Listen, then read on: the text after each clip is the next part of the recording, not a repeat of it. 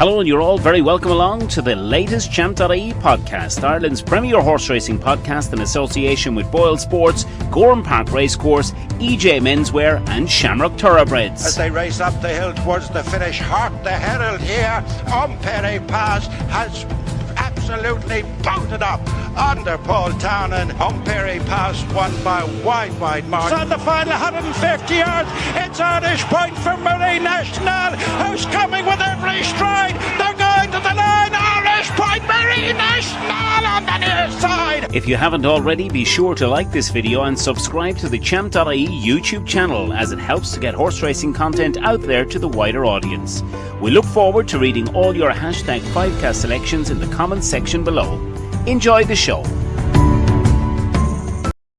Hello, and you're all very welcome along to the latest edition of Champ.ie. With just days to go to the Cheltenham Festival, March 11th, there's been a lot of talking. There's a lot of water flowing under the bridges, and the water is about to come to a halt at 1:20 next Tuesday when the Supreme Novices get underway. We have a fantastic show lined up for you as always. We're going to be looking ahead to a brilliant show with all of the big handicaps, and delighted to be, as always, joined by Barry Doyle and our very special guest to look at the handicap, Steve Ryder from Odds Checker. Steve, wonderful to have you with us. Boylesports. Don't just bet, choose wisely. Yes, and welcome back to the Champ.ie podcast. And when it comes to, horse racing, when it comes to hurling, the Kilteely boys, Duffy Rovers boys know exactly how to do it. Matty Flynn O'Connor, point-to-point trainer, Ballycrystal Stables. What a Cheltenham upcoming for yourselves. Yeah, we've 2 live chances going there next week, Barry, in the Big Westerner and Final Demand. So hopefully, fingers crossed, that 2 of them get there in one piece. Let's get on with it. I suppose the big 2, you mentioned it already, Final Demand and the Big Westerner. Let's start with the Big Westerner. Obviously, a half-sister to Stay Away Faye, the Bartlett winner. She looks like she's going to head for the Bartlett herself. What was she like, I suppose, in her younger years, character-wise? What would she like to have? Yeah, she was very similar to Stay Away Faye. She was a very laid-back lady. To be honest, I was actually looking to get my hands on her. Kieran Gleeson asked me would I train her, and we did, and it was just lucky the way it turned out. Her first start, obviously, on the track came at Punchestown. Just speaking to you last night, I suppose, off air, when setting up the call. I mean, it was a race that probably wasn't run to suit, and she was very, very impressive at Punchestown. Yeah, look, she's a big, fine lady. Probably wouldn't show you too much at home, but when she gets to the track, she's a different beast. Yeah, look, she done it well in Punchestown, and she done it very well the last day. So hopefully, going to the Albert Bartlett next week and receiving £7 from the gelding, she's going to have a big chance. I was going to say, because I was just saying to you last night that I think there's only been 3 mares that have actually run in the Albert Bartlett over the course of the last decade. Like, it's not something you see too often. How do you think she'll handle being in against the geldings in the hustle and bustle of a race like the Albert Bartlett? Yeah, look, it's a tricky race. The last couple of years there, you've seen a lot of outsiders win it, but I don't think it'll faze this lady. She's a very laid back customer, and I think she's very tough. I think if she's still on the bridle going down the hill, she's going to be banged there come the finish. Do you think she might need a little bit more cut in the ground? I think so. We would have thought maybe so when we had her, but look at she's with a very good trainer in Henry, and there's nobody knows it better how to get him ready for that day. So I'm sure Henry will do his best by the mare, and if she goes there, she's going to have a big chance. What do you think is her biggest strength? I think, believe it or not, she's actually very laid back. She's very laid back, and she's very tough. That would have been her bigger strength. It took her a while to come to hand in our place, but look at the last 2 days, she couldn't have been any more impressive. So I'd say they're expecting a big runner, that filly. Final Demand. What an absolute specimen of a horse. We've been calling him a Rolls Royce on the Champ.ie podcast, Matty. Tell us the story and how Final Demand ended up in your care at Ballycrystal Stables. Oh, sure. Look, probably a crazy day one day at the Derby sale. Myself and Joey Logan ended up purchasing Final Demand on the day off a man called Ken Parkhill. Look, he was just a gorgeous horse. You never really expect to end up with something like him, but look, we did, and for everyone's sake, look, it just turned out well, and it's great to see him to go on and show what he was showing us in the early days. He's got a very in demand at bottom. Brian Drew, just likes to buy a nice horse, and I just really happy for him that's worked out for him. What did he show you in those early days? I was very straightforward horse, to be honest with you, Barry. Very uncomplicated. Bit like maybe horse he wouldn't show you that much at home, but when he went away, he was a different beast. But he was actually a very, very straightforward, easy horse to do, to be honest. Just maybe he was very big and raw when we bought him, and he just took that bit of time just to run his point to point. He won his point to point at Linkstown. Heading there, we have more or less certain in your own heads that he'd win. Look, you can never be too certain in the point to point games because it's just gone so competitive. But all his homework and all the signs that he'd shown us to the build up to his run were all good. And yeah, we were expecting a big run on the day. What do you think makes him that little bit special? Believe it or not, for a walk in the park, he's not your typical walk in the park. He's a very chilled out customer. Like usually walk in the park, they can be a bit buzzy, but this fella wasn't. He was very laid back. Big stride to him, big stride to the horse. Jumps really well, and look at fingers crossed. He's got a big future ahead of him. What is he, Matty? He's over 17 hands. Took a while probably before you decided to run the horse. You were saying, he's a horse that needed a bit of time. Like what's he standing at? 17 hands what?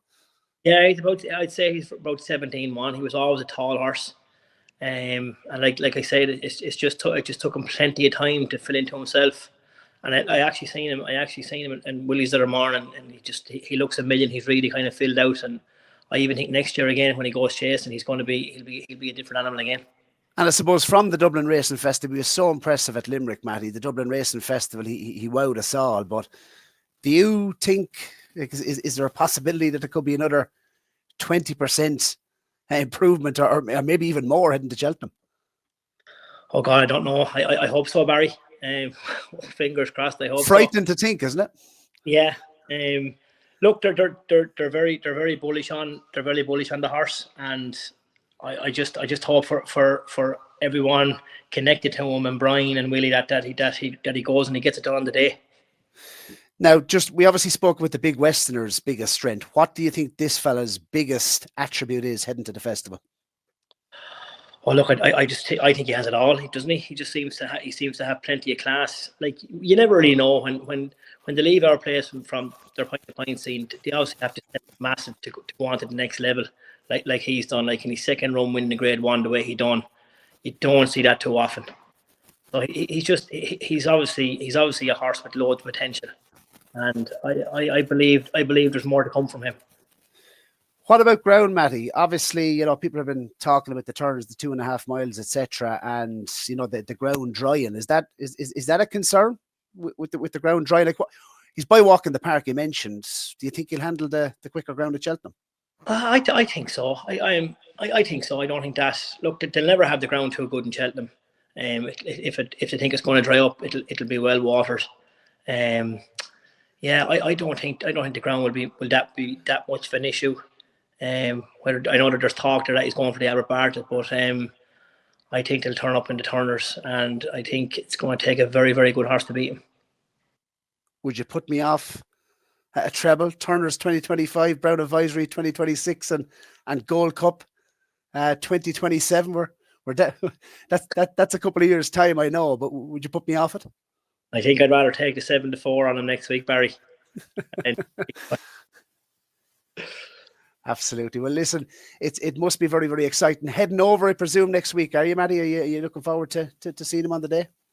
Yeah, we'll head over there on maybe Tuesday evening and be there on the Wednesday. Yeah, so we usually go over on the Tuesday or the Wednesday, so be there until Friday and head back then Friday for the pint of pinting on Saturday.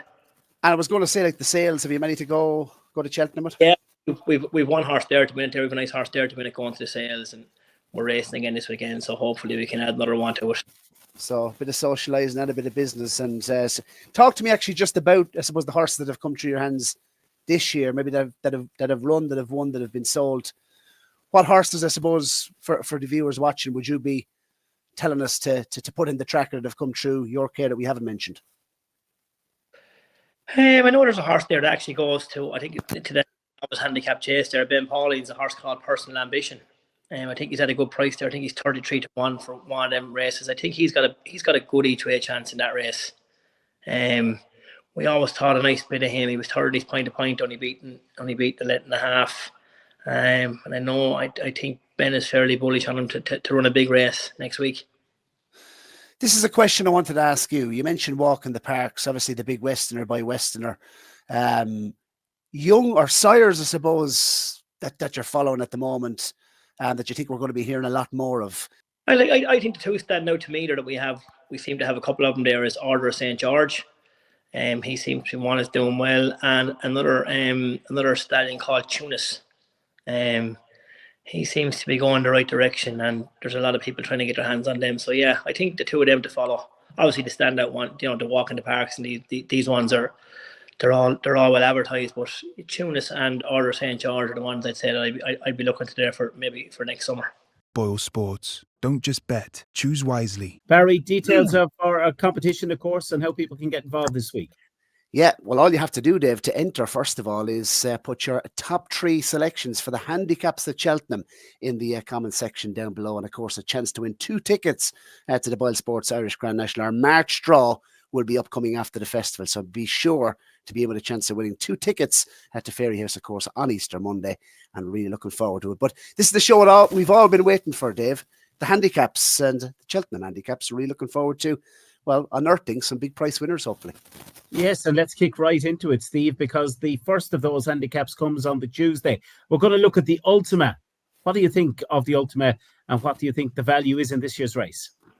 Well, we've been previewing lots and lots of races for the Cheltenham Festival, and the Irish seem to be dominating most of them. But the Ultima is the handicap that the Irish do not dominate. You are 0 from 46. It's 2006, so this one should be coming back to the UK, or staying in the UK, as you might well say.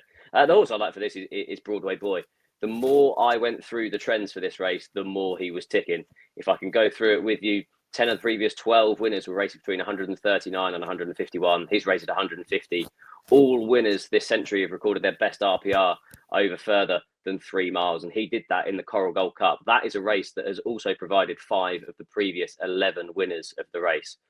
9 of the last 12 winners were aged no older than 8. He's a 7-year-old. He's still progressive, and 7 of the last 10 winners had all run at Cheltenham that season. So he literally ticks all of the boxes. Broadway Boy obviously was well fancied for both the National Hunt Chase and the Brown Advisory last season, but had to miss it through injury. And the kind of the form of him tailed off towards Aintree at the end. He just didn't come back after the setback. I was all over him for the Coral Gold Cup, the Old Hennessy. Finished second. I thought it was a really good effort. That was off a mark of 148. He's off a mark of 150 for this. And yeah, I still think he's really progressive. He's around 7-1 with Boylesports, and I can't see him out the first 4. Barry, what about the change in man? He's in around the top of the market at the moment. A horse, of course, you get plenty of positive mentions to throughout the season. Got the job done last time after some very, very good second place performances. Didn't carry my money, Dave. He's hard to catch right. The changing man appeared to be very well handicapped, and we've been, I suppose, talking about him plenty on the podcast this season. But the gap between Ascot and Cheltenham would be a worry for me. The Redlestown, it comes quite quickly at the festival. I'm actually with Steve here on his selection, and it was interesting to hear the odds checker at Cheltenham preview night, of course, with Willie Twist and Davis giving him, of course, a big talking up the Broadway Boy.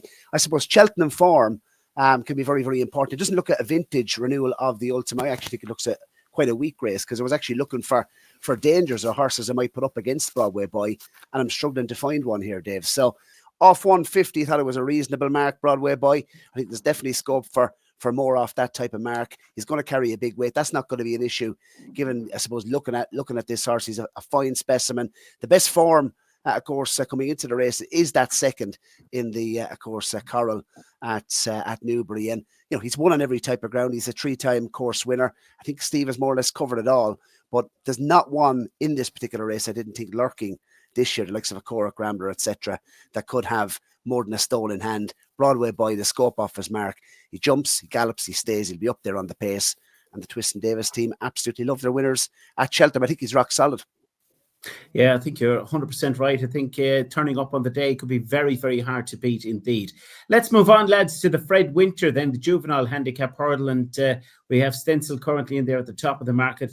Close in Pursuit is Total Look, Beyond Your Dreams in there as well, and Lady Vega Allen. Barry, come to you firstly on the Fred Winter this time. Looks very, very open again this year.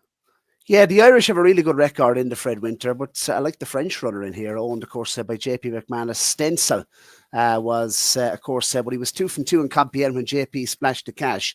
And I actually backed him for the Triumph Hurdle. And I mean, if you're backing him for a Triumph Hurdle, he's done very little wrong, in fairness. His mark in the UK, 136. I know he's at the front end of the market. He's the favourite currently, Dave, but we spoke to James Reevely on the podcast last week. And, his comments wouldn't put you off backing Stencil. That is for sure. I think he has the look of a graded horse in a handicap. The issue in Compiègne when he was beaten, he's 2 from 3 at Compiègne, but he was quite keen and he was ridden very far off the pace by James Reevely in his penultimate run. But I suppose he can be quite keen in his race and to go slow early in France in the early part of the race. I think a strongly run race at Cheltenham will really suit this horse. I love the way he jumped on his, sole start at Cheltenham. And that, to me, looks the standout piece of form. I think Easton Diodoc could be a bit of a freak and truth. If it was looking at a short list, I think Willie Mullins could have maybe 1 or 2 lurking here that maybe won't go for the Triumph, that could be reasonably well handicapped. Mercia is one that caught the eye in that famous race that throws up a Boodles winner nearly every season at Naas behind Bacchanalian. I know Declan Queally likes that horse a lot. Mercia really stayed on well at the finish. That could be the biggest danger owned by Kenny Alexander. But for me, off 136, Stencil, jumped brilliant the last day, settled better at Cheltenham. And I think the new course as well is going to suit him better, Dave, because he's all about speed, this horse, and he jumps well. Steve, there'll be no problem with with course, pace. By the way. Apologies. Yeah, the old course. The old course. Steve, there'll be no problem with pace in the Fred Winter show. They'll go clickety click, won't they, in this contest? What for you is Stencil a runner that interests you, or have you won something maybe lurking at a bigger price here? I think Barry's on the right colours with JP McManus, but he should have stayed loyal to the tricolour. 7 of the previous 7 winners of all trade in Ireland. Joseph O'Brien is just a genius in this race, and particularly with juvenile hurdlers. He's won it with Band of Outlaws 2019, Lark in the Morning last year. 2 of his kind of are on my shortlist for this. As well as being a genius with juvenile hurdlers, they both fit the trend that Lark in the Morning became the 12th horse to win this, having had only 3 runs prior to this race. That's 60% of the winners. So basically, like you do in most handicaps, you want to hold a bit back from the handicapper. The first is Put Your Hands Together, rated 84 on the flat, runs here off 130. That's £6 higher than his Irish mark. Was a huge eye catcher when second last time at Fairyhouse. But the main one is Beyond Your Dreams. Now, she finished second to Total Look at Navan in November. That race is working out really well. Total Look is rated 132 in this race. Wendrock is 136 in this race. Beyond Your Dreams is only rated 123. So she's clearly well handicapped. She then won at Fairyhouse. She actually jumped poorly that day in December, but still managed to get the job done. She's obviously not ran for 3 months, but she'll have had plenty of schooling with Joseph O'Brien. She's shortening as we speak, now into 7-1 with Boylesports, but she'd be my idea of the winner of the Boodles. Yes, absolutely. Going to be a cracking race, isn't it? Right. The third of the races we look at on the day 1 on the handicap. This is the National Hunt Novice Chase, Steve. And in around 4-1 the field here. Now is the hour. Hati Kalours, I thought, was a very interesting runner in this transmission in around the 5-1 mark. And Captain Cody 7s and it's 12s and bigger for the National Hunt Novice Chase. What in this one for you do you think is the value bet for the National Hunt Chase? It might look like too much value because they're both towards the head of the market, but I like the 1-2 from that novice handicap chase at Cheltenham in December, Haiti Kalour and Transmission. The form of that's worked out well. 4th that day, Moon d'Orange, who was beaten 18 lengths that day, came out and won at Cheltenham in January. Both have ran over hurdles last time, which I think is quite eye-catching. The fact that they were obviously given their handicap chase marks and they decided, yep, we'll have that, thank you. We're going to run over hurdles to protect that for the big day in March. I suppose the one that really takes my fancy is Transmission. The fact that Neil Mulholland actually ran the Druid's Nephew in the Cleve Hurdle before he won the Ultima a few years back. And the Transmission ran in the Cleve Hurdle this year, and obviously has been put away for this. Both have course form. And yeah, I just much prefer their profiles in comparison to Now Is the Hour, who I'd have slight ground concerns with. And Barry, I know Haughty Colours is a horse that you've liked throughout the course of the season. I was impressed with the third at Newbury last time. Rebecca Curtis's team. Is still Haughty Colours the way you're going to play in this one, or again, like Steve, have you something else picked out? We're going international. We're going from France to Wales, and we're going with Haughty Colour here, Dave. I have to say, I actually think the British trained, novice chasers in this, I suppose, division, 3 mile 6, the National Hunt Chase, given the new conditions of the race, I actually think is, going to favour the UK runners here. And I suppose looking at Haughty Colour, he would be one of my stronger, fancies of the week. I just think he's an ideal profile for the race. He's a proper old-fashioned chaser. He's only had 9 runs as an 8-year-old, Joe. He's incredibly lightly raced. I like the way he's improved this season. He obviously has the Cheltenham form, 3 miles a furlong. He was, I suppose, maybe I would have said he was more idling at Cheltenham coming up the hill over 3 mile 1. Definitely the danger in the race is transmission. He will stay all day. If he's on the premises jumping the last, I'll be terrified, because he will come home like an absolute train. But I just think Haughty Colour could be that a little bit more classier, and I'm going to side with him. He's had a lovely prep. I love that run. Of course, over hurdles, Sats and Newbury, finished third on his most recent start, and that'll tee him up nicely. He gallops, he jumps, he stays. He's everything you want for this particular race, and off his rating, there's definitely more to come. So Haughty Colour, I've backed him at 7-1, Dave. He's currently priced up at 4s. Gut feeling is I think he'll go off favoured and a short price favoured. You certainly have the bit of value at 7-1, certainly heading into that one. Right, that's the first of the 3 handicaps we're looking at. We're going to head into a commercial break. And right after this, we'll be taking a look at the Coral Cup, the Grand Annual, and then we'll be hearing from the first of our very special guests this week, Jonjo O'Neill Jr. Yes, so hello, Barry Doyle from the Champ.ie podcast, Ireland's Pulling Horse Racing podcast. I'm here with my co-host, David Byrnes, and we're here in Sligo Town, David, in EJ Menswear, and EJMenswear.com. Fantastic season ahead. EJ has kindly partnered up with us to be the men's fashion partner with Champ.ie for the season. And David, we're suited and booted. You're looking sharp. Yeah, well, thanks very much. And this fantastic bundle and this outfit we're wearing is costing $2.99. It sets you up beautifully for the racing season ahead, which includes Leopard Son at Christmas, Thyestes Day at Gowran Park, and of course, if you want to go even bigger, you can get togged out for the Cheltenham and entry festivals later on in the season. Absolutely, and of course, check out the Champ.ie podcast right throughout the season, Mondays and Thursdays, and look at the offer, a tailored bundle for the racing season, $2.99, blazer, shirt, chino, socks and shoes. What's not to like, lads? Check out EJMenswear.com to find out all the racing offers. Yes, plenty to get still your clothes for Cheltenham. This beautiful suit I've on this evening, EJ Menswear. They've got a great selection. And if you are travelling to the Cotswold for any of the days, make sure to go to ejmenswear.com and they'll be well looked after. And don't forget to mention us here at Champ.ie and they'll even look after you further. Right, lads, we're back and we're going to drive on because we're looking at the Coral Cup, Steve. Going to come to you first. Langer Dan, he's on the hat-trick bid. But according to the trainer, he mightn't even show up because of the way he's working at home. Yeah, we'll see. I think he's going to head to the stayers personally rather than running in the Coral Cup off top weight. That will mean that Super Sunday hopefully will have a nice race in weight. We haven't touched on it yet. Obviously, they've changed the conditions of these races, which means that novices are less likely to get into these handicaps. The fact that Super Sunday has had 5 runs over hurdles means that he can run in this. He does also hold an entry in the Turners and the Albert Bartlett, but he's wild prices for those. And I thought he was quite interesting for this.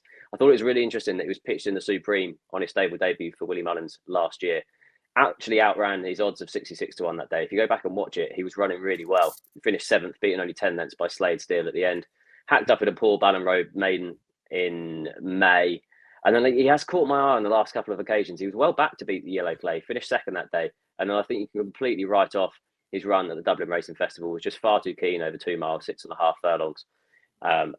I thought at the minute, the slower pace that they run in Ireland, it's kind of slow and then they sprint at the finish. I thought this fast-paced Coral Cup would suit him perfectly. He'll be held up out the back.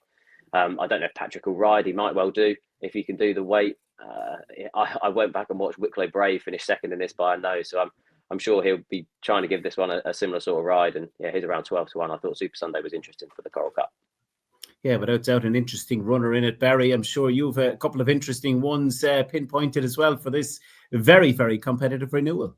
Yeah, quite strong on one here, Dave. And it is trained by Joseph O'Brien, who might I add, we could have a recurrent team as the show goes on, because I think he's an incredible hand in the handicaps. A match bet, perhaps, Joseph O'Brien to have maybe more winners in the handicaps than Gavin Cromwell. That could be interesting. I think he's a fantastic hand, and Comfort Zone is only entry in the Coral Cup. Headgear can be important. I think the blinkers will be on once again. I think 4 of the last 6 winners of the Coral Cup has had the headgear on, and the rough and tumble of this race I think will really suit Comfort Zone. Obviously, highly rated on the flats, rated 94, won the Naas handicap on his most recent start on the level, but did return with a really good run when finishing 3rd at Leopardstown, Dave, on his most recent start. And I just like his profile for the race. Like, he's had 10 runs on the flat and 10 runs over hurdles, so he's plenty of handicap experience for a race like this. And I suppose looking at the form, Dave, at the Wall Park, I was 3rd to the Wall Park at Galway in a competitive handicap, and I suppose he's since gone up 14 pounds, and Comfort Zone was only beaten, what was it, a handful of lengths, if even 2 lengths at Galway. So coming up the hill isn't going to be an issue. And I have to say, Dave, I like his form over the course as well. He won on the new course. Obviously, this is going to be on the old course, but the rough and tumble of the Coral Cup, I think it'll really suit Comfort Zone. He only got £4 taxed by the British handicapper. 137 should see him very, very competitive here. He's a very good jumper. He'll come up the hill well. And I suppose the main thing to say really with Comfort Zone is, don't forget, he was a graded winner over hurdles. I think he's definitely lurking here. And that's 16 to 1 each way, 20 to 1 if you want to avail of it with Boylesports on the road to Cheltenham Challenge. We put it up as the bet on episode number 12. I'm keen. Comfort Zone. The danger, you mentioned Langer Dan. Be Aware is definitely interested in moving up in trip. Dan Skelton obviously has won the race with Langer Dan the last 2 seasons. That form in the Greatwood, I think, reads well. I think a step up in trip will suit him. Dan is talking about him settling. I would have said 2.5 miles is right up his street. I think he's probably the biggest danger. People are talking about Joy O'Mashin. Personally, I can't have that myself. I know he was an eye catcher last time, but for me, the biggest danger is Be Aware. Yes, Barry, going to ask you firstly to have a look and give us your thoughts on the Grand Annual on Wednesday. Yeah, it's not a race of a massive opinion on this year, I have to say, Dave, but I definitely think he's a couple of entries. If the ground is right and JPR1 was to go for the Grand Annual off, he's going to be carrying top weight if he goes for it. What is he rated? 154? There's, I would have said this horse is, there's definitely scope off that mark. He's unexposed. He's only had 8 runs over fences. If you actually look at his form early in the season, the Halden Gold Cup, he ran off top weight. He won off top weight. The second was Jello, and that's since gone up 19 pounds. So the form actually reads well. I mean, he's been running in higher company ever since. If they put this horse back into the Grand Annual, back into handicaps here, on his 9th start over fences, he's definitely dangerous. He did run very, very well on the old course in the past. He was going absolutely bolt up, wasn't he, as a novice before coming down at the November meeting. He unseated Ryder at the last. And I definitely think if there's one in here, that is lurking off his current mark, I know he's going to carry top weight again, but JPR1, I think, is definitely very, very, very interested. And I do think there's plenty of unexposed types at the top, exposed types, should I say, at the top of the market. The likes of Liberty Hunter, Unexpected Party. I'm not sure how much they've left after current marks. Pat Doro, the king of PRs, they've been fairly assessed, I think, by the British handicapper as well coming over. So for me, he's the one that, he could be borderline graded level in a handicap, and there could be more to come off his mark. And Steve, what stands out, or what do you like in this year's Grand Annual? Similar sort of thoughts to Barry, really. I thought quite a lot of exposed runners in this. Firefox has like 4 entries at the festival, and like Barry, would bring in graded form if he was to run here. Like I said earlier in the show, I do quite like novices in these handicaps, and it's rare this season that you will get them in there. Now, you've got to think back, this horse was probably 2nd, 3rd favourite for the Arkle at the start of this season, and he could be running in a Grand Annual instead. He's yet to finish out the first 4 in his 14 race career so far. It initially looked disappointing, the fact that he was beaten in a Drinmore, who sent off evens that day. But you look back at the form, Croke Park and Hartwood have both boosted that since. Croke Park obviously won another Grade 1 and then finished 2nd to Ballyburn at the Dublin Racing Festival. Hartwood ran really well behind Gallivan Deschamps at Christmas when probably not getting the 3-mile trip. After that, Firefox was given educational rides behind Il Atlantique and Marlborough, and now has that required 4 runs, makes his handicap debut with a mark of 150, which interestingly is a pound lower than his Irish mark, and he's around 8-1. But I'd definitely back him, no runner, no bet, with those 4 entries. Absolutely. It's going to be another cracking race to look forward to on Wednesday, that Grand Annual. Right, we head into our next commercial break, and right after this, we're going to be hearing from Jonjo O'Neill Jr. before we'll be back to look at some of the big handicaps on Thursday at Cheltenham. Up on the stand side, Scholarship between them, but it's Independent Expert as Ramiro fades. Independent Expert from Scholarship on the far side. Independent Expert gets there by half a length. It's on the final 150 yards. It's still physique from Independent Expert, who's trying to go by on the outside as these two go towards the line. Independent Expert has timed it to perfection.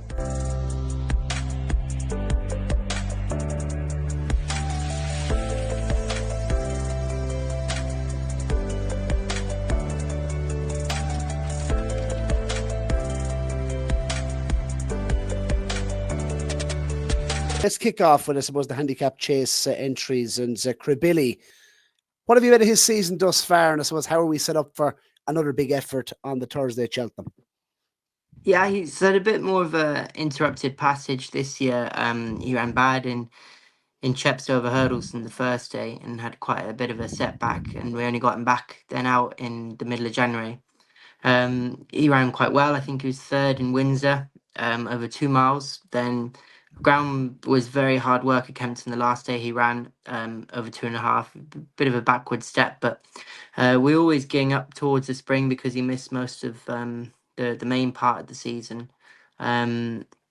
He's in the plate, which he was in 2nd last year, and he's also in the Ultima. Maybe step up and trip to 3 miles might just, his only bit of an Achilles heel has been his jumping a little bit, so maybe 3 miles might suit him, but obviously it just depends on what the ground does. And I'm sure he'll if he comes back in the same form like he did last year. I think he's £2 lower than when Rennie ran in the race last year, so he'll have a good shout if he goes there in good form. That's the plate, you mean? I think maybe the Ultima over 3 miles. But obviously it just depends. If the ground was very soft still, we probably look towards the plate. If it dried up a bit more, maybe going up to 3 miles just help his jumping out a little bit. Johnny Who, a horse that I suppose had some decent form in graded hurdles last season, Jonjo, and has had a couple of runs over fences just far this season, qualifying for a handicap. I know plenty are mentioning him for the likes of the Kim Muir. How's he been, I suppose, since his last run, and what are we expecting at the festival? Yeah, I think he probably took us a little bit by surprise the first day in Carlisle. He won as if he had a bit of speed. Obviously, it was only a 3-runner race, but Dan Skelton's mare did win a listed chase at Warwick afterwards, so the form looked like it did have a little bit of substance, but he was disappointing a little bit at Newbury. He was very one pace, but obviously he was against the jukebox man who has subsequently won a Grade 1 and looks very good. He was disappointing in Ascot. I thought he should have won, and he probably was up against it on a sharp track around Windsor. It rode quite sharp on a horse that probably be much more suited to a bit softer ground and more galloping track. He's in a couple of races. Obviously, he's in the Ultima and the National Hunt Chase and the Kim Muir, so he'll line up in one of them. I don't think they made a decision quite yet. Is Derek O'Connor banging down the door looking for him in the Kim Muir? I don't know what else they have in the race, to be honest. But obviously he won them in his point-to-point, so he knows them from then. And yeah, it wouldn't surprise me. If he went to the Kim Muir, he should have a good chance. But I think he'd have a good chance in any race, hopefully, if the ground has a slight ease in the ground. Springwell Bay. Now, this horse has been a horse that's clearly has plenty of talent. Jonjo, rated 145 over hurdles, has achieved a rating of 154 over fences thus far, and was a 9-length winner at Cheltenham on New Year's Day. He must have gave you some feel on that day. It was a really good winner. Yeah, he was very good. I definitely think he got flattered in the race, to be honest. They went a very good gallop in very soft ground. And to be honest, I wasn't very happy until jumping down the hill. I wasn't jumping as well as he normally can. And I was just always in was just always a little bit out of my cut. Even though he's a good traveller, I just wasn't as happy as I normally would have been on him. But the race just completely fell apart, and he ended up winning well. But I just think probably the form was a little bit flattered. You got Marble back Sands in second, and maybe Seddon was behind him. And I think there was Jeremond who on the December Gold Cup didn't run the race on soft ground, so I'd be a little bit wary of that form. Although he was impressive, I just think the hike in the weights was harsh. Having me having gone through the form, it's a pity. Obviously, the what was the Turners isn't there anymore. Novice Grade One, he'd have a real good chance off his rating, but he's probably going to have to go the handicap route now, so he's going to find it tougher at the top of the weights. But I still wouldn't swap him, and think he'd be able to shoulder the weight. Bill Joyce, Jonjo, obviously he's 2 from 4 over hurdles, really impressive at Carlisle, really impressive at Sandown in Grade 2 company. He was only beaten 5 lengths by the new Lion, of course, at Newbury. Heading into the festival, is he a horse that you think can step up once again and be very, very competitive at graded level? Yeah, I definitely think he's graded level. Now, to be honest, he's probably surpassed what we thought he'd do over hurdles, because he's a big fine horse and a shell still, really. So we genuinely thought he'd be a better chaser, but I was a little bit disappointed with his run at Festival Trials Day in January. He just didn't quite hit the line. Like in Sandown, he hit the line and ran through the line, and he ran well in the Challow as well against the new line, probably on ground quicker than ideal. He's better on soft ground, and it was only good to soft that day. Probably the Challow took a bit more out of him than we originally thought. And he just didn't finish his race the last day at Cheltenham. So we freshened him right up. We're actually going to skip Cheltenham and go to Aintree with him, and I think he's rated 136. So just thought if he ran at Cheltenham, he'd running in the Albert Bartlett, and obviously that's a very hard race. And having come off a race in January, I thought he ran about flat. We felt we'd be better off waiting and going to Aintree, and obviously qualifying for the handicaps. He might be better suited in a fast run race like that. Gypcott entered into Pertemps, has a couple of other entries as well. How's he been, and are you looking forward to a big run at the festival? Yeah, he's been good since he won in Newbury, and he ran well in Windsor as well in a slowly run race over 3 miles. Looked like he wanted the trip that day, but it was very slowly run. Ran in Haydock there the middle of February, and just they went a real good gallop, and it was to tell if he was going to get the trip. And I just didn't think in the last furlong and a half that he actually got it.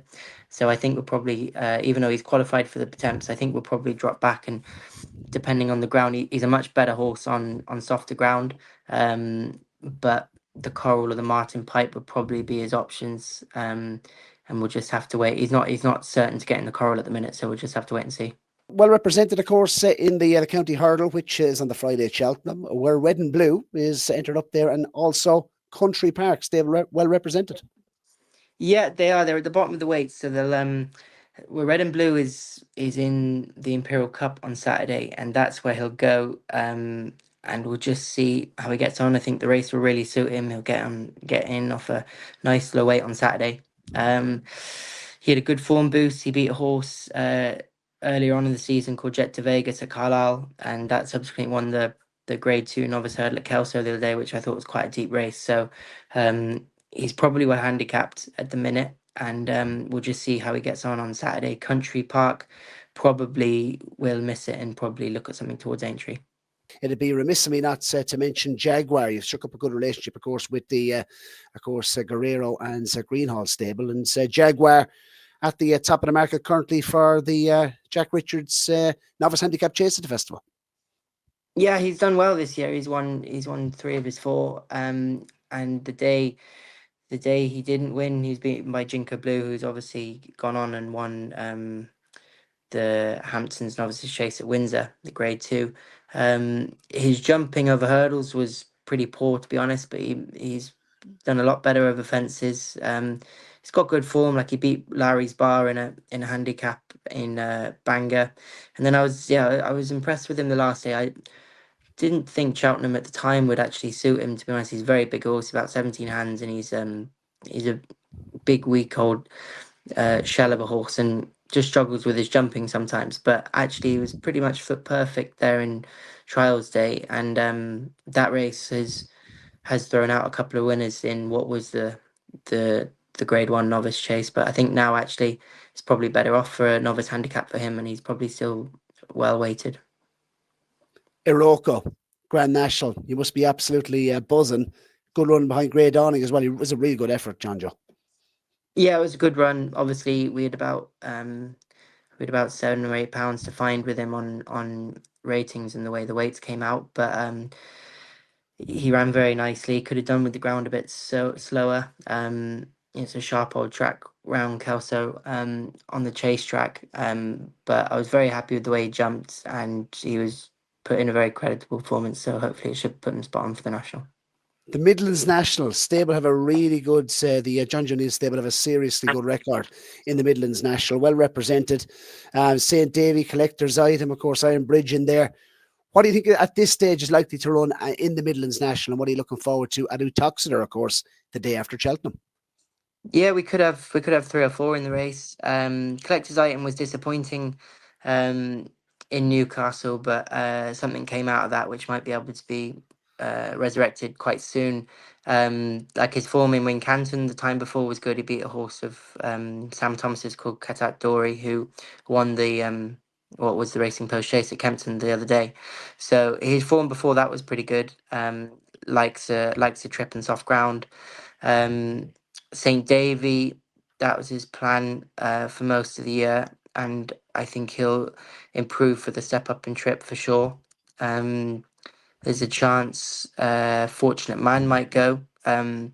He's been improving away nicely over fences, still only a 6-year-old, but likes soft ground, likes a trip, and Iron Bridge has ran well in them races before, and that's probably the plan for him again. So there's a good chance we could have 3 or 4 runners. It'd be hard to split them. You can make cases for all of them, but yeah, luckily it's been a race we've been lucky in before, and hopefully that can continue.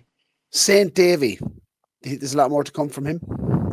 Yeah, I was very happy with his first run. We ran him first time out in a Grade 2 at Sandown, and he was third.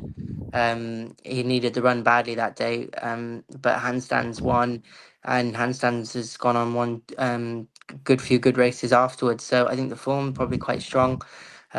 He got a really heavy fall the next day at Fosslas, and I think he was just feeling that a little bit at Newbury.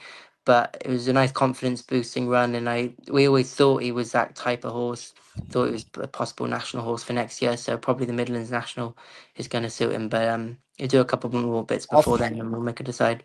Yeah, off 135, like, I think he's potentially well handicapped. I always thought he'd improve over fences, and yeah, the step up and trip and just going a gear slower. He's a proper galloper. You know, he's got no turn of speed, but he gallops all day. And it's the first time like he'll be running in a race. So I think that will really suit him. So hopefully. Jonjo, absolute pleasure speaking to you on the Champ.ie podcast. 2 questions before we let you go. One, best chance, or the horse you're most looking forward to riding at the festival with a view to winning. Best chance of a winner at the festival itself. What are you going to go with? Springwell Bay. Boylesports. Don't just bet, choose wisely. Yes, big thank you to all our sponsors, of course, Gowran Park Racecourse, Boylesports, our betting partner, EJ Menswear down in Sligo and Shamrock Thoroughbreds, and Stephen Torn again, some big runners this Friday night in Dundalk, and some really good chances as well, despite the big build up to Cheltenham, of course. Stephen Thorne, he's been absolutely flying in recent weeks. Right, lads, we move on to Thursday. We start off with the Jack Richards. This is an intriguing race, and Barry, I know we've been talking about Joseph O'Brien earlier in the show. Joseph O'Brien very well could have a nice runner in this race as well this year. Well, Dave, in fairness to you, you've put me onto this Nürburgring, and Nürburgring, should I say. I have to say I'm really warming to him for this particular race, you know. And we're talking about the plate and the Ultima, and obviously the Grand Annual, you know, how many exposed type of runners are in there. This could be tricky because, you know, there's a couple in here, obviously, could be very well handicapped. Nürburgring has only had the 3 starts over fences, but a Galway hurdle winner and rated 150 over hurdles, 4th in the Triumph, which you know how the Triumph hurdle form last season and the juvenile form has worked out. So it's rock solid form to bring over fences, and I just don't think we've seen what we might see over fences. I really do believe that there's more to come from this horse. He's buys off, and he wouldn't be your traditional, I suppose, jumping sire, but No, Nürburgring, look, he's plenty of scope for fences. I liked actually how he jumped on debut over 2 miles and a furlong at Navan. Really stayed on well from the back of the last as well. He stays well. He handles all types of grounds. You know, he does have form on softer ground, but, you know, speaking to JJ, he did say that, you know, the nicer ground will suit this horse. His Galway hurdle win was on good ground. So any horse that I suppose runs well at Navan and, you know, wins at Galway, you'd have to really consider them for Cheltenham. Off the back of the last, if this horse is banged there, I would say that he'll go and win the race. He looks like a right old plot for me. I mean, he's rated £10 lower, Dave, over fences than his hurdles mark, and the British handicapper hasn't been overly hard on him, in fairness. He's only given them the £3. You know, home reports seem to be strong by all accounts, and the nice ground will suit. And as I said, that beginner's chase at Navan looks a good piece of form, I think. He's obviously had the 2 starts since. Jumping hasn't been brilliant, but I'd imagine on the big day when it counts, Dave, first run up in handicap chase company, this horse at Nürburgring. What is he priced up at 7-1? He would be similar to yourself, one of my stronger fancies of the week in the handicaps. Yes, absolutely, in around the 13-2 mark, and he's not going without a nibble in the market as well. Steve, Jaguar is at the top of the market, and your thoughts on this race? We've given a good shout out for Nürburgring. We think he could be nicely in for the race for the Jack Richards. What do you like in this one? Yeah, just touching on Nürburgring, I just slightly worry about his jumping. I think Joseph O'Brien is a genius, and there aren't many better target trainers for the Cheltenham Festival, but just that jumping would slightly worry me for him. I think Jaguar is a worthy favourite in this. I'm not looking to oppose him at all. Won his first 2 chase starts, beat Lowry's Bar, finished 3rd behind Ginkgo Blue at Utoxeter. He then won that time form novices handicap chase at Cheltenham on trials day, which always throws up Cheltenham Festival winners. If I could just run through those, Irish Cavalier, Mr. Whitaker and Imperial Aura all ran in that time form novices handicap chase before winning this. Simply the Bets ran in it and won the plate. Stage Star ran in it and won the Turners. And Ginny's Destiny last year won it and finished 2nd in the Turners last year. So it's a race to really follow. I thought 5-1 was a great price around Jaguar, and I'm sure Jonjo O'Neill Jr. will look forward to riding it. Yeah, I think he will. I think he's a solid favourite at the top of the market for that Jack Richards. Dave, just want to mention, just before we do move on, if he does show up in the race, I was at Gowran and I was actually quite impressed with the run in defeat. And I know he went off favoured of Blizzard of Oz. I think that's a horse that could be well treated as well in the double green. Very, very good jumper. Had form obviously behind Lecky Watson and Slade Steele from his first start over fences at the beginning of the season. I just think he could be one that could be going in under the radar, and he would be one that I would be interested in backing at I suppose, bigger prices. But just on Nürburgring as well, Dave, we didn't actually mention the step up and trip as well. I think, you know, you mentioned his jumping. I definitely think he's plenty of scope for fences. Liked how he jumped on his first start at Navan. The step up and trip will probably help him, and he'll come home like a train, I'd say. Yes, I think he'll be flying up that hill, and he might just be going well clear at the line as well, Nürburgring, but let's see how it all plays out on the Thursday. Lads, Steve, going to come to you first on the Pertemps final over the 2 mile 7, the Premier Handicap at 2:40 on Thursday. 5-1 the Wall Park for Gordon Elliott in here, who of course was 4th at Ascot last night behind Crambo, and before that, of course, won at Galway back in September, and in Cheltenham, of course, beat Gower Road and Zane Knights. That's our favourites. Thoughts on the Pertemps? Yeah, I do like the Wall Park as a horse. I still think they're probably going to run in these stayers and roll the big dice. I know Nicky Henson has a strong hand in this with Jericho de Repene, but I don't really see how you can start the year as an Arkle horse and end up as a Pertemps horse. I quite like Doddy the Great at 4 times the price for the same stable. I'm surprised Brian Hughes didn't come back into the parade with a neck injury after the last day. The number of times he looked round to check where he was to finish in the top 4 that day was remarkable. He was really, really sparked up by first-time cheek pieces that day. That was his first try over 3 miles, and he finished 2nd to One Big Bang, who's really, really solid. He's a proper, you know exactly what you can get from One Big Bang. He finished 2nd to Go Dante at Cheltenham last season off a mark of 131. He's off exactly the same mark. I thought he was really unexposed over the 3 mile trip. I thought the cheek pieces worked wonders for him, and he's around 20-1. I thought that was far too big for Doddy the Great. Barry, we're going to give you first shout on the plate, one of the final handicaps that we look at on the Thursday. In this one, what's the Barry Doyle selection? I mentioned Gavin Cromwell, and look, he's plenty of chances at the festival. And I just think it might be interesting if the company sergeant, if the connections lean towards running this horse in the plate, rather than going up against the likes of Nürburgring Jaguar horses, the novices in that novice division. I know he's plenty of experience and he still technically can run in that race.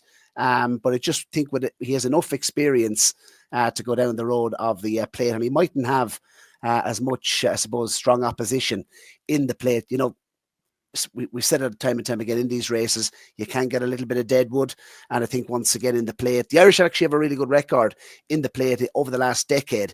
I think they've won 5, if not 6 of the last 10 plates at the festival. And I suppose Gavin did, in the stable tours, he did give this really positive mention as being, one of his strongest fancies in the handicaps. He's only going to be having a second start for Gavin Cromwell. He's a good jumper. He's won at Galway in the past. I like a horse that, as I said, has come up the hill at Galway with a view to Cheltenham. And I also like a horse that, comes up the hill well at Navan. And this horse, in his prep run, finished third at Navan on his first start for the stable. Like that prep for this. He's won on heavy. He's won on, on good ground at Galway. So he seems ground versatile. 9 runs, over fences, plenty of experience for a race like this. He hasn't been to Cheltenham. That's probably the only worry. But he's the one I'm most interested in, and he'll carry less than 11 stone again. I think there's lots to like about the company sergeant for Gavin Cromwell in the plate if he goes. Yeah, quite a few interesting runners. Steve, the company sergeant for Barry, how do you see this race? Just start of the reintroduction of the novices handicap chase is going to have a direct influence on this. This is going to be full of exposed chasers because obviously the majority of the novices are going to go down that route. If you look back through the last 3 years, this has been won by Cool Cody at the age of 11, 2022. Seddon and Shake 'em Up Harry were both 10-year-olds, but they've won for the last 2 years. It's a 10-year-old who I like, and that's Fugitive. And his form at Cheltenham is really, really solid. He's had 5 places and 1 win. His only disappointing effort came last year in the Ryanair chase when he was rated 157. So he was too high in the weights to be able to run in this. He finished second in this race 2 years ago off a mark of 149. He's won a December Gold Cup off a mark of 151. And he's now down to a mark of 148. So he's clearly well handicapped. He's hits loads of trends. He's 16-1 with our sponsors, Boylesports. And yeah, I thought I couldn't see him out of the first 4. Yes, looking at one of the final races on the Thursday, then we've got, of course, the Kim Muir. This, Steve, is another really good handicap to look forward to next week. Yeah, and we had a nice bit of information earlier on today. The fact that Derek O'Connor rides Johnny Who. He obviously had a few options in the JP McManus green and gold to be able to ride, but he is on board Johnny Who. Obviously, Derek O'Connor is just brilliant in the Kim Muir. He won aboard any second now in 2019, and I know where you're thinking last year. Obviously, amateurs have lost the National Hunt Chase this year, so I'm sure have been in JP's ear even more than usual this year. Let's talk about the positives on Johnny Who. He's clearly been campaigned with a festival handicap in mind, to the extent that Jonjo Jr actually turned around and looked behind him in a 3-horse race when he was third at the time. The concern, I suppose, is the fact that his form petered out at the end of last season, but those were in graded contests. This will be his handicap debut. He's rated 140, and I know he's been well backed since the news that Derek will ride, but he is worth his weight in gold in this, and I'd be more than happy to back him at 5-1 in this. Yeah, absolutely. If you're getting 5-1 about Derek O'Connor mount in a race like this, Barry, he certainly could go off much shorter on the day. You have to respect them, Dave, but I just really like the profile of 9 Graces. And I suppose, look, you're getting 14-1 at the moment. I think best price, 14-1 on 9 Graces. I think she's cracking value. I mean, the Irish trained runners coming into the Kim Muir have a serious record. In recent times, 5 of the last 6 winners were Irish trained. The last 6 winners were novices as well.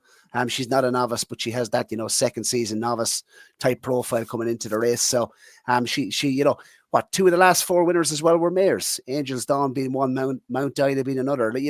This horse, I think Cheltenham will really suit 9 Graces. Heading into Punchestown last time into the amateur national, she looked really well handicapped. She was well back to win. She went and she won doing absolute handstands off her mark of 120. she was 10 pounds lower over fences than her hurdles mark. So she was bumped up in terms of tax by the British handicapper. He's given her £3 on top. So she's going to be running off 133 here. It'll get her in off a lovely weight. What I like most about her is how she travels and jumps through her races.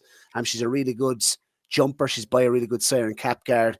I think an extra 2 furlongs up the hill will be absolutely no trouble to her. A touch of class. And Barry Connell, I suppose, I know he can be quite bullish about his horses, but he anticipates that this horse, could be running at graded level, in the future. So she has a lovely profile coming into the race. She's double figures in terms of price.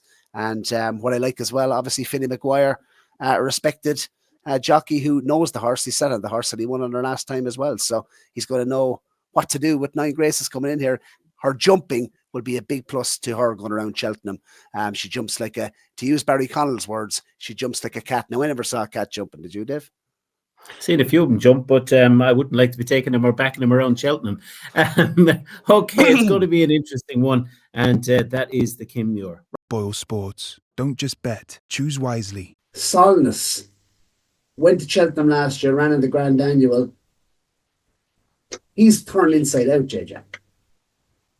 Yeah, he's really improved this year. So it's back to when he started off, right, and he was making the run in those beginners and novice chases, and he was winning them quite well. But as he went up in grade, we probably started dropping in a little bit more. It took us a while to figure out that the run and jump is his thing, and the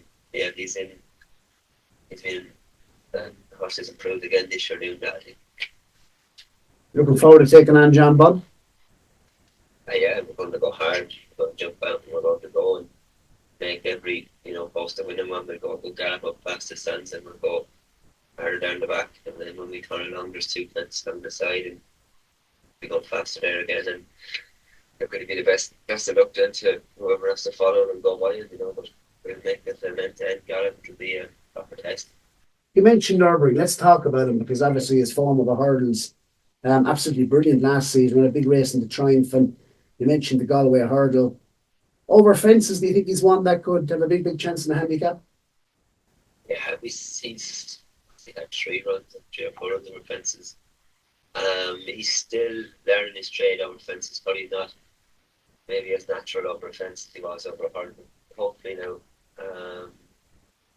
hopefully he's starting to find his way over fences. And all going well if he clicked in that 2.5, but I think that'd be good for the big race.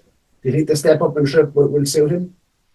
I think it will. I always thought that about him over hurdles, that if he wants to stay over hurdles and if he wants to compete at a high level, I thought it would be nearly 3 mile sort of job. But I think the step up and trip will definitely help him. And what about Jordan's? Obviously, same stable, ran a big race in that Faheen, of course, grade 1 at Limerick. Is he another that could, how did it compare the two characteristic wise? Yeah, but Jordan's probably a bit more streetwise, been around the block a bit more. He's been in France, and he's been a bit higher in the lane. Very good run behind him, pair of pads. So, yeah, I'll be looking forward to see what he can do that now. Very, very decent horse, I'd say. So, he'd be the good eye. Like whichever one just puts me on, If you had to, I suppose, in terms of Cheltenham, the track itself, the ground is obviously going to be on the quicker side. In terms of ground, which of the two do you think might be suited by that little bit of quicker ground? They both like a bit of nice ground, to be fair to them. I'd say if one of them was to be suited by it, it would be probably Norbury, I'd say. He'll enjoy a bit of nicer ground. That's what I thought really helped him in the Galway hurling. Lark in the Morning, how's he been? Winner at the festival last year. Is he a horse that, I suppose, as the ground dries out, the better he is? Yeah. He needs a few to come out to get into the county. Good form. He's made the easiest start past the train, so he hasn't got much racing because of that. Got a setback after the Swin Fire last year. Nice enough run there at Christmas. And he's going there in good shape, but as I say, he just needs a few to come out to make sure he gets in, and if he does get in, he could run a big race, Very best of luck to JJ Slevin at Cheltenham next week. Great to hear from him and for Matty. Final demand. There will be many a euro and punt going on him at Cheltenham next week. Right, lads, we're going to look to our final couple of races on the Friday. And Steve, I'm going to come to you first with your thoughts on the county hurdle. Willie Mullins, I thought, might have a few lurking in here that could be very interesting. He could, but this is a bit of a theme of the show, I suppose, for me. I'm with another Joe O'Brien trained runner. I really, really like Larkin in the Morning for this. The ground went against him last year in the Boodles to the extent that they nearly didn't run him. And he still managed to win. He was bolted up. Absolutely bolted up. He was sent off 9-4 for the Swinton, suffered an injury that day, hence why we haven't really seen him a lot since. He was schooled around in the fog. Leopardstown at Christmas, kept on running, never nearer to challenge, is exactly the comments that you want to read from the Racing Post around that. I thought this might be the sort of horse that the UK handicapper gave sort of £6, £7, £8 to, but he's only £2 higher than his Irish mark, up a mark of 132. I suppose the only negative is number 45 on the list out of a maximum of 26. This is his only option. There's loads in here that have the option of the Coral Cup, the Martin Pipe. So I imagine he's going to get a run. If he could do that last year in a Boodles on ground that he wouldn't like, this is going to be good to soft ground on the Friday. And yeah, he's around 6-1. He's one of my stronger handicap fancies of the whole week. And Barry, your take on the county? Well, horses actually to go off single figures have a really good record for a race with, such a big field. That's, I thought, an interesting stat to bring into the mix. But I think one of the most interesting stats definitely will be in the top 5 trends heading into the festival, Dave. I think probably the top one is that 6. We've had 6 odds-on favourites turned over in the last 10 years in the Champ.ie Chase. But in the county hurdle, Paul Townend has rode 4 of the last 10 winners. And the only negative for Lark in the Morning is he's not trained by Dan Skelton or Willie Mullins, because both have had a serious record in recent times. I think you have to respect Lark in the Morning. Obviously, it's been a plan, working back from Cheltenham last year. And I did notice that. I mean, the drift on the day, what did he go off in the end? 12-1. He was many people's bankers in the handicaps coming into the festival. I'm not sure how short he was heading into the Boodles, but I'd say he was definitely 5-1, if not even shorter, but drifted out to 12-1 and absolutely bolted up. So, he has the Cheltenham form, the new course, arguably, and the drying grounds as the week goes on will really, really suit him. And you'd have to respect him, but I can't go against Absurd here. I think we could be looking at a horse that comes back and wins this once again, because similar to Lark in the Morning, the ground turned up really, really gluey, heavy ground on the Friday, and this horse obviously is running in a Melbourne Cup on his most recent start. He does not want really, really soft ground, and he's won and done very, very nicely. So up the Golden Highway, Paul Townend, we've seen it in time and time again, the stand side rail on the Friday, not just in the county hurdle, but he's so good at it, rides the track brilliantly. I'd imagine, I don't see any reason why he wouldn't ride Absurd in the county hurdle. I probably won't have a bet in the race, Dave, but I wouldn't certainly be opposing Paul Townend in a race like this. It's, I'd say Absurd has a really good chance on the Friday. I would imagine he would have a very good chance indeed. Well, if you haven't bet a few quid by the time race 28 comes around, Steve, the Martin Pipe, it might be time to look elsewhere. It looks ultra competitive on paper, doesn't it? The final race 28 of the 4 days, the county, the Martin Pipe. Yeah, and this appears to be the race where we're going to see Kopek to me, the big talking horse, I suppose, of the Cheltenham Festival previews. I just really respect Woodoo in this. Trainer Gordon Elliott has won 3 out of the last 8. She's 6 from 6 over hurdles. The fact that she was ridden by Danny Gilligan last time has to be a huge positive. Obviously, this is for conditional riders. That was over this course and distance on this ground, and the form could not be working out any better. Beat Jureurs, who is now rated £19 higher, having won the William Hill hurdle. Take No Chances is £3 higher, having beaten Cargaze in the Grade 2 at Ascot. 4th was Royal Margot. She won a listed mares hurdle at Warwick and is now £6 higher. Woodoo went up £6 in the UK. I think got a further £5. So she's £11 higher overall from that performance. But if you had Jureurs in here, what price would she be? I think it's very, very hard to see her out the frame, and I think she's worthy towards the top of the market. Yes, absolutely. And Barry, anything in particular that sticks out for you in this year's Mountain Pipe? I think I was speaking to Steve earlier actually on the phone, and we said like this is the most difficult race probably at the festival. And Gallopin the Champ won this race, and he was the only favourite I think in the history of the race to actually win the Martin Pipe. So it's quite a tricky contest, Dave. You have to respect the favourite. I suppose the big question is who's going to bid highest for Tyrone Power Roach, because he's the man that you're going to want on board, isn't he? The way he's going at the moment. Kopek, to me, has the look of Gaelic Warrior about him in the fact that we haven't seen him, and we don't. He appears to be well handicapped on his French form, but I'm not sure if I'd want to be rolled in at a sharp price. I mean, if you haven't backed him already, I wouldn't be advising anyone to back him. Now, you might even get a bigger price on the day. Who knows? Woodoo has the best form coming into the race without a shadow of a doubt. Joy was obviously supplemented for the Mayor's Hurdle. She's unbeaten, Woodoo.